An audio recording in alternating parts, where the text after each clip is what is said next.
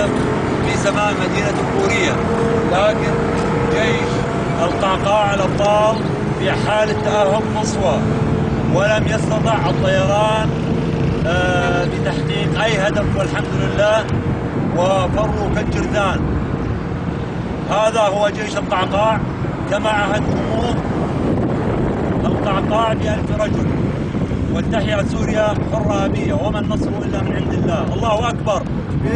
الله أكبر.